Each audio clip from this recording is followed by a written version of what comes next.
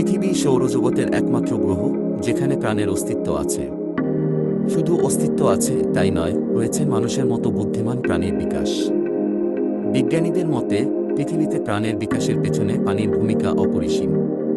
মোটা দাগে পৃথিবীর পানিকে দুভাগে ভাগ করা যায়: লবণাক্ত বা পানের অযোগ্য পানি, আর মিঠা বা সুপেয় পানি। সুপেয় পানির মূল্য কতখানি তা এ দেশের মানুষ বেশ ভালোই জানেন। শুধু বাংলাদেশের বিভিন্ন অঞ্চলে নয়, পৃথিবীর বেশিরভাগ অঞ্চলেই আছে সুপেয় পানির সংকট।